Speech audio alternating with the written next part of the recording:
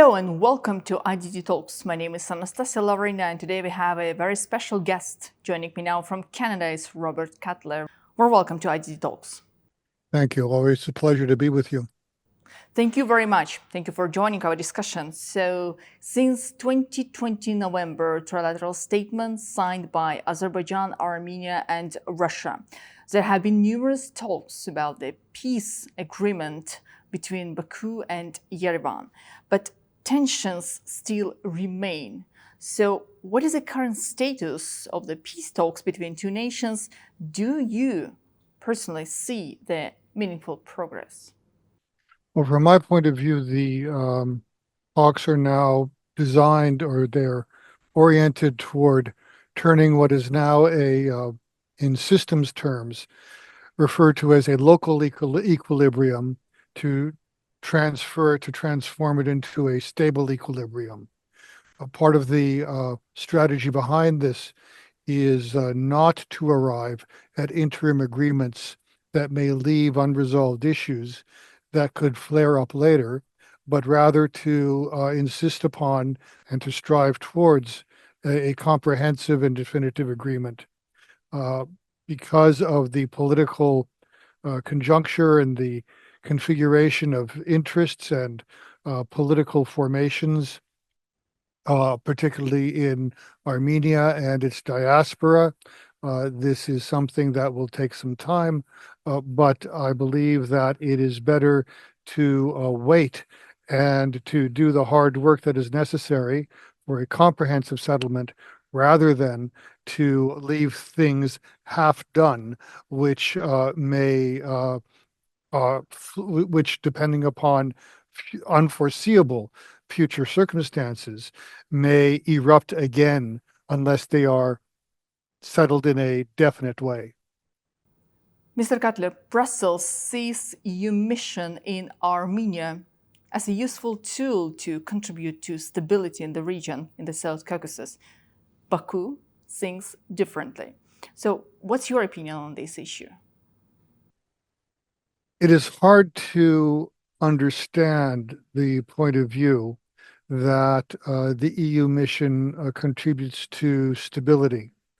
It is a third party in the, not a participant in the conflict, but the movement of the peace process over the last 4.5 years has been, as you know, to leave aside third-party intermediation, and the most progress has been obtained thanks to the direct bilateral contacts between the two sides. This being so, the EU mission introduces uncertainty, both in the diplomatic sense and in the logistical sense on the ground. And as you know, it was originally agreed to as a gesture of goodwill by President Aliyev a number of years ago, and then without his being asked, it was thereupon extended and reinforced and recently renewed. So it is unfortunate that the European side has taken this decision bilaterally with Armenia alone. One could conceivably seek to justify it as a placeholder for the removal of the Russian border guards, for example. I do not know whether this argument has been made, but it's a very difficult argument to make in any sense. It seems to me that the EU mission introduces more uncertainty into the actual situation than any stability it may have provided in the past. Well, Prime Minister of Armenia, Nikol Pashinyan, called for a referendum to adopt a new constitution. Given Armenia's unstable, I will say, political history, do you think the country is ready for major constitutional reform? How could this process affect the stability and the peace talks with Baku? Well, as you know, the referendum is not foreseen until the end of next year, 2026, for a number of domestic reasons in Armenia and other reasons. It seems to me that Prime Minister Pashinyan is not an unintelligent person. He has survived in Armenian politics for over 30 years. And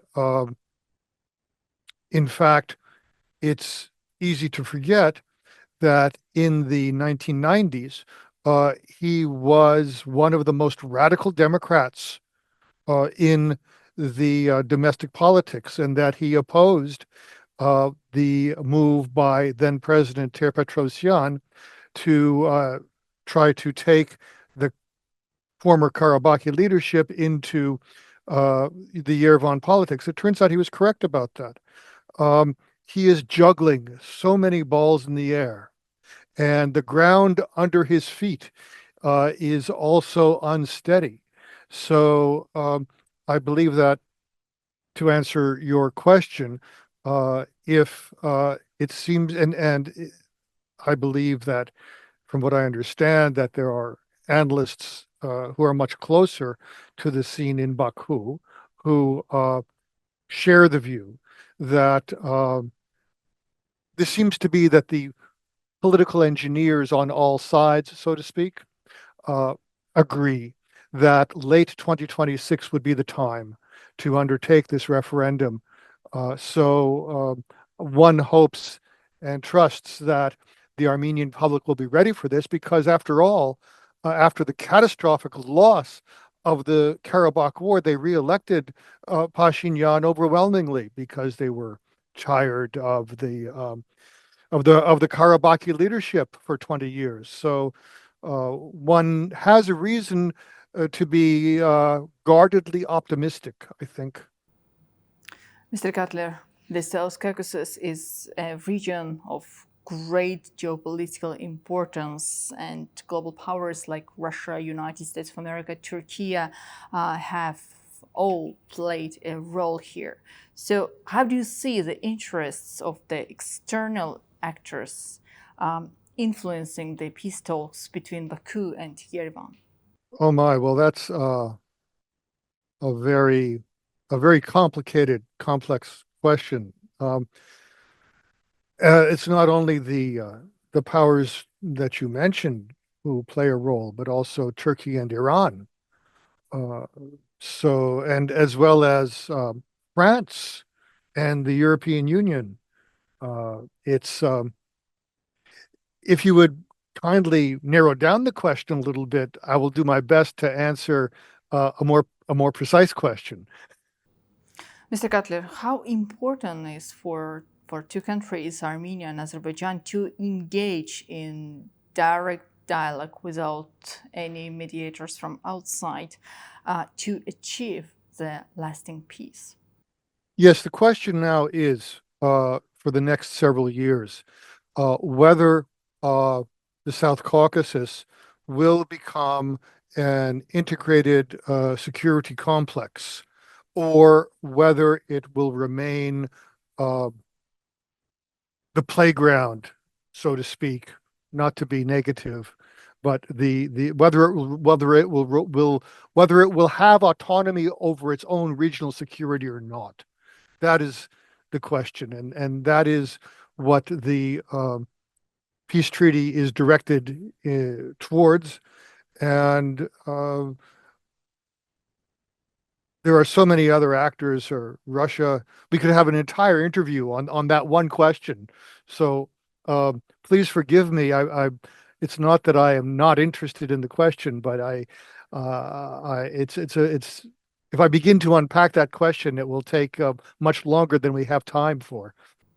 Mr. Cutler, transportation and connectivity are the key elements for the future development of the Karabakh region of Azerbaijan and its integration to the global projects. How do you see the efforts of Azerbaijan on improving road networks to ensure better access for civilians and businesses?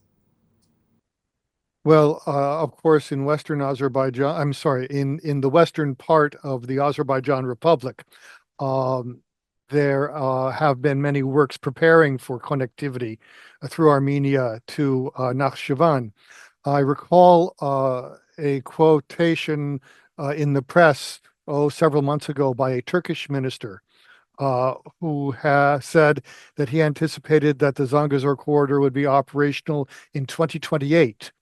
Um, that's probably not a bad estimate, because there has to be the peace agreement, there has to be the constitutional revision, there has to be, and then the preparatory uh, works for the engineering and so on. I also recall within the last 2 months a remark by Prime Minister Pashinyan to the effect that he was able to foresee that there could be freight trains passing through Megri sometime in the not too distant future. I'm paraphrasing him. And that after that started, then passenger trains might would be able to pass. Of course, that presupposes the reconstruction of the Soviet era railway, which, as you know, is not at present in an operational state. So that's also looking forward, sometime. But once once still more progress is made toward the peace treaty, and once the confidence building represented by, amongst other things, by the constitutional revision is accomplished, and once the peace treaty will be uh, put into force by common agreement, then this will be sufficient a confidence building measure, the peace treaty itself as a confidence building measure to extend further uh, communications as has long been discussed and was discussed, as you know, in the November 2020 Trilateral Declaration as well. And my last question, looking forward, how do you envision the South Caucasus in the next, let's say, 5 to 10 years? What are the most critical factors that will determine whether the region moves forward toward peace, peaceful development, or experience renewed tensions? The next 5 to 10 years, we're talking about 2030 and 2035. One factor that, since you mentioned the South Caucasus at large, uh, one factor that is understandably not often discussed is Georgia, um, which has a potential role to play, a potentially greater role to play in the connectivity uh, as well to Europe. Uh, that is a particularly Georgian issue, and it's not implicating relations between Armenia and Azerbaijan. What's necessary to uh, promote a stable development of prosperity would be also the creation in southern Armenia of conditions for further economic development. This is one of the things that has been lacking so far to a large degree. And with the implantation of an Iranian consulate, and the Russians want a consulate, and everybody wants that doesn't necessarily help things. What is necessary for the political stability in Armenia that will make it possible that the peace should succeed is the creation of a stable and prosperous middle class. And this is not much present right now in southern Armenia for well understood reasons. And so I believe that this is a largely overlooked precondition, because that will create a social basis for the stability of the communications uh, through southern Armenia. It will enhance the political base upon which Pashinyan can rely for support and so on.